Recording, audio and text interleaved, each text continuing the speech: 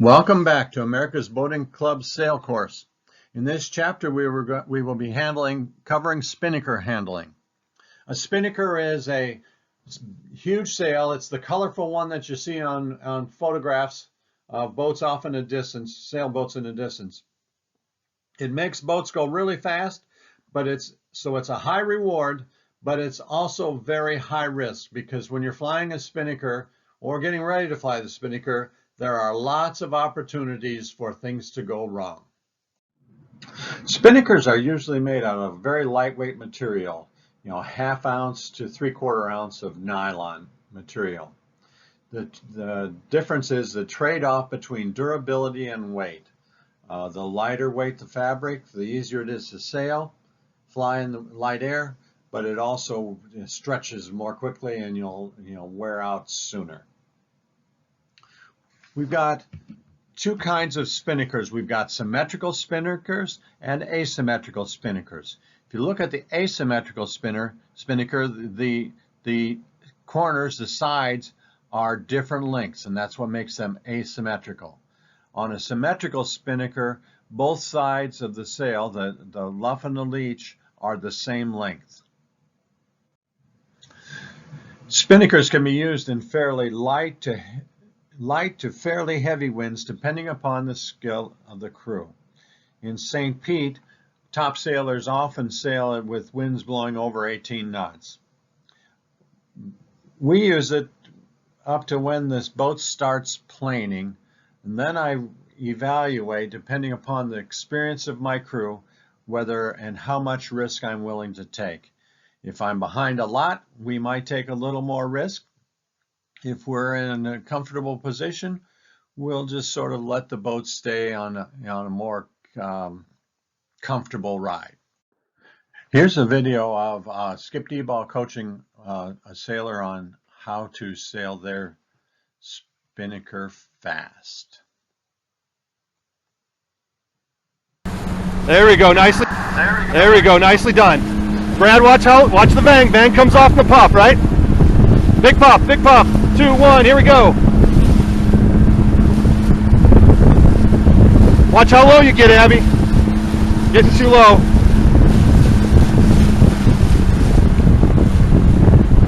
There you go. There you go. Breeze is freed up.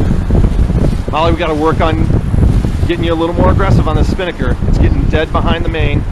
You're over trimming it just a bit too much. You got to work that windward curl a little bit more. Good, good, good. Good, good, good.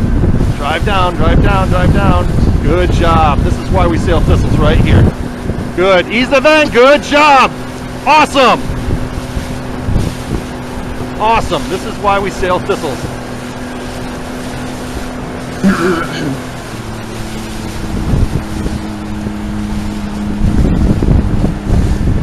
Ease the bang, Brad. Ease the bang. There you go. Good. Good. Ease your sheet, Molly. It's dead behind the main. There you go. Head up a little bit, Abby. Head up. There you go. Get it back on a plane, guys. There you go. Excellent work. Excellent.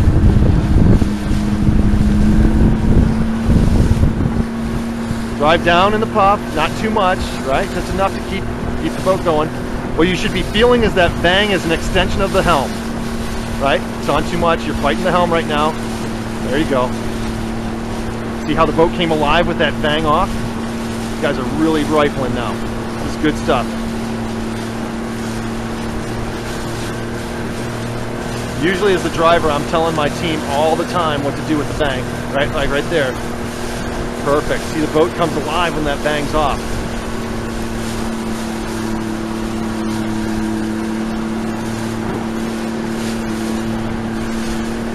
Good, good, good.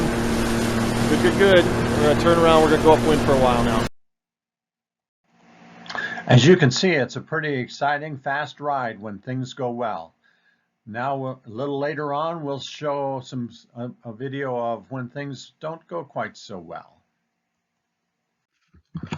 Symmetrical sails have the sides being of equal length. This is an asymmetrical sail, and you can see that the tack is longer than the clew on the back of the boat. Spinnakers aren't attached to the deck or like the jib or on a boom like the main. They're only attached to the boat using lines at the corners. So when we put the sail up, we have to be really careful to make sure that all the lines are not tangled or under the stanchions or wrapped around stuff, because if it can get tangled on something, the sail is going to. When we're flying an asymmetrical chute, we don't use a spinnaker pole to hold the tack away from the boat farther.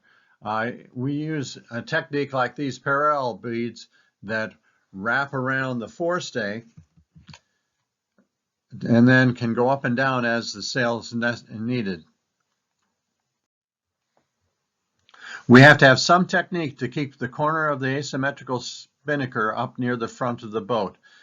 Often you'll see with an asymmetrical, you might see a bowsprit, which is a pole leading out in front of the boat even farther, that's attached to the deck, that the spinnaker tack will be attached to.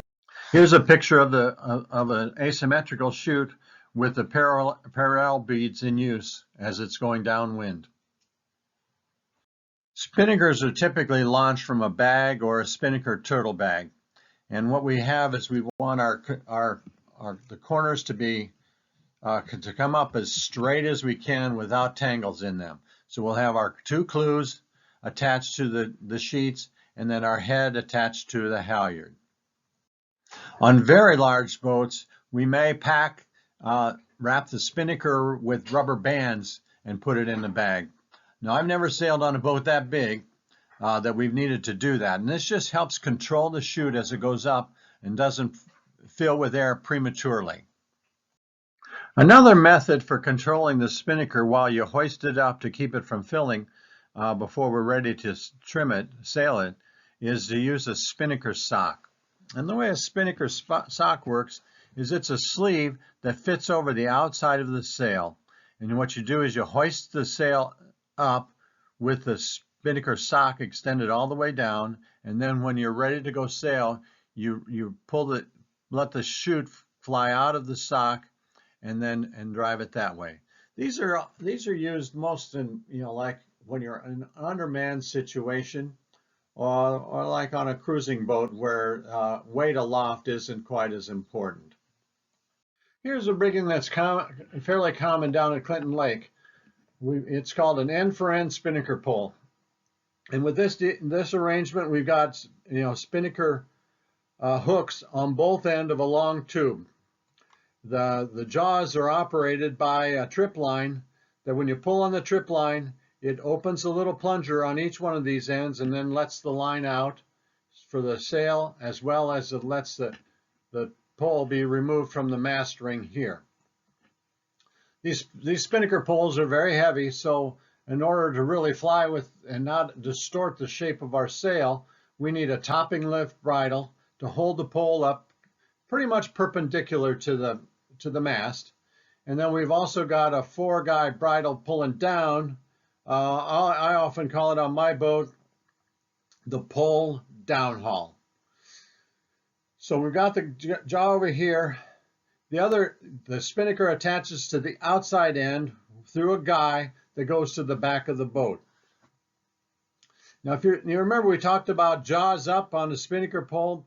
Well, that's what we're talking about here. So the jaws are pointing up so that it attaches to the mast ring. The reason we do that is, and if you ever get into a situation like this, and the spinnaker gets out of control and flies up in the air, if it carries the spinnaker pole up with it, the jaws being down, you would not be able to get the spinnaker pole down. And believe me, when you got the chute flying off like this, the one thing you want to do is get the spinnaker down and back under control. However, because sailors have their own ways of doing things, some very good sailors they like to rig it with the jaws facing down. So when the jaws are facing down, as long as it doesn't get out of control, as soon as you open up the jaw, the guy, with the trip line, the guy falls out of the pole, and then it makes it easier for us to jive the rig. On much larger boats, we're likely to see this sort of arrangement. So we've got a spinnaker jaw on one end of the long pole, but then instead of having the pole go off and store on the deck, it actually gets stored on the mast. And so this end is attached while we're sailing to the mast all the time, and it sits on a track. And so during our jibes or our douses, the inward end goes up or down or up on this track to get out of the way. Again, they're very heavy, so they need a topping lift bridle to raise them up. And then this is the trip line that you can trip the jaw opening here to allow the spinnaker guy to get away out of the jaw. This is the way we would typically see a boat with a spinnaker rigged at Clinton Lake, and most of the boats on the Lake Michigan area are also rigged this way. And so we've got our sail is attached to three corners. This is the front, this is our tack, this is our clew, and the sail is pulled to the top of the mast with our head. We've got our spinnaker pole holding the edge of the sail out away from the boat so that it can get good air. We've got the control of the corner, the foot corners of the sail along the foot are controlled by the sheets and guy. So when the sheet is attached to the corner of the spinnaker with the spinnaker pole, it's called the guy. These guys call it after guy. After means going back, and the guy is going back this direction. The other end is the line that we use to trim the sail, and this is the sheet. Now, as soon as we move the pole over to the other side, if we have the pole on this side, spinnaker pole, this would then become the after guy, and this one becomes the sheet. This picture illustrates what we would see on very large boats. The 40.7 Beneteau that I sailed on Lake Michigan had this kind of a system, and I'll try and explain it using this picture. Each side of the chute has two lines coming from it. One would be in this case, we've got the sheets. One is the primary sheet, and then is the lazy sheet. Only one of those has pressure at any one time. The boat also has the guy and then a lazy guy that also comes into play. And so what happens is when we're getting ready to jibe the pole, we'll cut the pole loose from the sheets, we'll keep the chute flying, spin the pole around to the other side, and the sail is still flying with pressure on the sheets and the guys, but then there's a slack.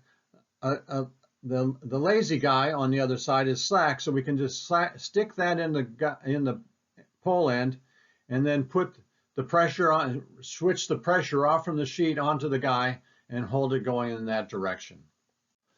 This enabled us to keep pressure in the sail the whole time we were jibing. Now let's look at how the deck would be rigged before we hoist the chute. So here's we would have our sail set on on this turtle bag, either on the front hatch or back wherever we're going to fly it from initially. This line is going to be a spinnaker sheet that's going back to the back of the boat. This is our fore guy that's going to go through the pole to the back of the boat. And then we've got our halyard. This line here is our halyard that's going to raise the sail. To counteract the effect of the sail and raising the pole up in the air, the fore guy or downhaul is attached to the bottom of the spinnaker pole. We would also often have a topping lift that's attached here that raises the pole, holds the pole up. So now let's consider getting ready to hoist the chute. So what we'll do is we'll set the pole, have the guy running through the end, pole attached to the mast, raise the pole up so that it's perpendicular to the mast. we could pre-feed the chute guy line up to, let the corner of the sail go around and get up to the pole. That's called a pre-feed. And when we've got that done, then we'll start the hoist. We'll pull up the spinnaker halyard, and then we'll trim this sheet back, and hopefully the sail will go up without a twist in it or tangle, and we'll catch and fill with air. To trim the sail, then we're going to then pull on the spinnaker guy and the sheet. We're going to pull the guy back until it's perpendicular to our wind, so we'll bring him back to about like this angle. We're going to trim in the sheet until there's a slight curl in the luff. That's the front part on the sail. So the sail part over here is going to have a little bit of a curl. We're going to trim it in until the curl stops, and then we're going to let it back out another 4 inches or so to start curling. When the sail is curling, that's at its most efficient and most powerful position. So now we've gone sailing downwind and we're going really fast. Now it's time to take this sail down. The first thing we're going to do on the drop is we're going to lower the centerboard if it's up. We're going to adjust the jib and main, getting ready to sail upwind. We're going to raise the jib because typically we would have the jib down when the chute is up. And then we'll pull the sail, the foot of the chute together to take the wind out of the sail. Now Phil often gathers it just halfway. So when he pulls in, he starts on this side of the sail, pulls it up to the center seam, and then gets ready to do the douse. We're going to release the halyard and start stuffing the sail into the spinnaker bag or the cabin. Then we're going to get the pole down and make sure all the lines are over the top, are clear to tack. What sometimes happens is the jib sheet gets underneath the spinnaker pole, and then when we try to attack, the jib gets tangled in the spinnaker pole. And then as we're on our new heading, we're going to trim in the main and the jib for speed. So when we've got our sail up and driving, here's how we're going to trim it. We've got our guy here. We're going to try and set the pole so that it's about perpendicular with the wind. So the wind is coming this direction. So our pole is pulled back pretty far. And then we cleat the guy down and just let it, hold it steady. The other end of our sail is coming around here. And this is our sheet. This is our trim angle. So we'll be sitting on this side of the boat. For the most part, our trimmer is going to be pulling on this line, going forward, and he's going to be watching this edge of the sail right here, right above the pole. And what we want that to be doing is just slightly curling as we go downwind. So the way the trim line is, the trim technique is, we're going to trim it in until it stops curling, and then we're going to let it out just a little bit. 4 or 6 inches is a lot. Let it out until it starts to curl again, and then pull it in. And so, and then when it stops curling, you let it out until it starts curling again. Sometimes in heavy air, the boat will start oscillating like the pendulum on a clock. And the boat will start going this way, and then it'll go that way because the sail is, getting out of control. And a way to control, get the sail back under control is to perhaps over trim it a little bit. And some boats, this is what I'm converting my thistle to, is twings. And what twings do is they take the guy in the sheet and pull it down in tight to the deck. And what that does is it chokes off the bottom of the foot of the sail and makes it so that the sail can't flop back and forth. We're going to look at some film of boats that lose control in a little bit. Now to add some more excitement in the downwind leg, we're going to jive the sail because we need to keep it full on driving. The wind might have shifted a little bit, or we just want to go a different direction. So we're heading, the wind is going in this direction, so we're heading downwind. We've got our main over here. We've got our spinnaker driving really well. Our sheet is this side over here, so we're trimming in and out, and we're going to go through the motions. So the skipper is then going to steer the boat straight downwind, and that puts pressure, that kind of moves the sail around to the front of the boat rather than off the edge a little bit. My technique is saying, okay, cut the pole. And so at that point, then we open the jaw on this end and take the pole out of the guy, and then we remove the pole from the mast. The Spinnaker, this power squadron likes to have the pole attached to both sails. That's not a technique that I use when I'm sailing. We cut it, we jibe the main over, and now we're going to attach the side of the pole that used to be attached to the mast. Now is going to go over and attach to the clew, and then we're going to attach this end that was attached to the old sheet is now going to be pushed and attached to the mast. So we're going to push that out, and when we get the pole attached to the mast and the sheet, then we're going to just trim it in, and successful jibe. When the crew has got the pole attached to the mast up here, he's going to yell back at the skipper saying that I've got it made, so then the skipper can drive in whatever direction he wants to. Asymmetrical spinnakers have gotten very popular on fast boats, modern fast boats, because they're so much easier to jibe, and there's a lot less equipment going on to do that. And there's really two ways of rigging an asymmetrical sail.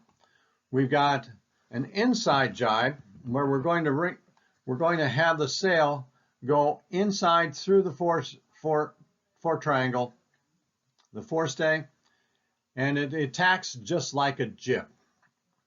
An outside jibe is where we've got the sail is going around the outside of the forestay, and then we've got the new sheet is going around the front of the boat.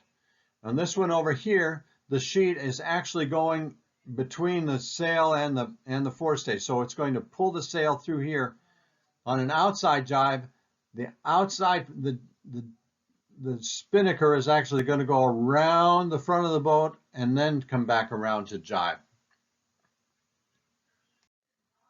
On this boat, you can kind of see that it's got a bowsprit, which is some carbon fiber or aluminum pole that extends out in front of the boat to give the sail room to get by the forestay, as well as it gives it more room to breathe going off the wind.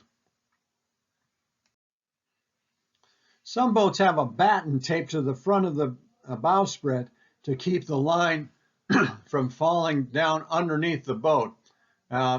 If the line goes under the boat, that's not a really good thing to have happen, because then it'll get stuck under there and then you can't finish your tack or your jibe. When we're flying the chute in heavy wind, we can depower the sail a little bit by moving the pole forward.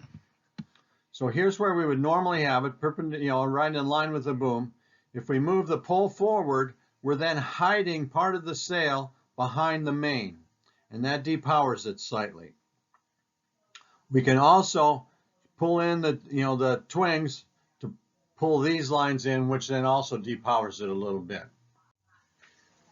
As the wind builds, the flying a chute gets a whole lot more exciting, and you need to play it safe, well within your comfort level when you're flying the chute up, because things can get really crazy very quickly. On this slide, we're going to look at a quick little video that shows some of the things that can happen when we're losing control of the spinnaker.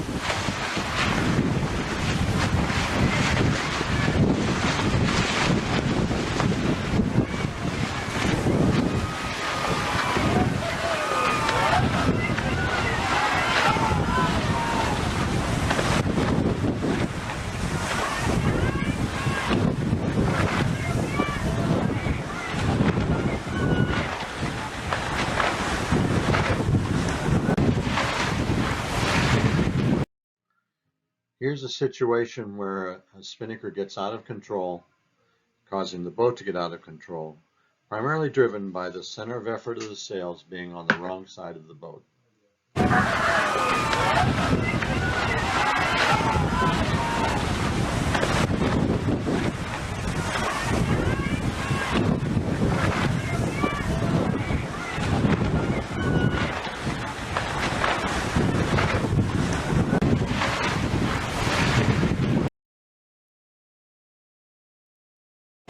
Now that we've got your adrenaline pumping a little bit from watching that exciting video, let's go over our vocabulary for today.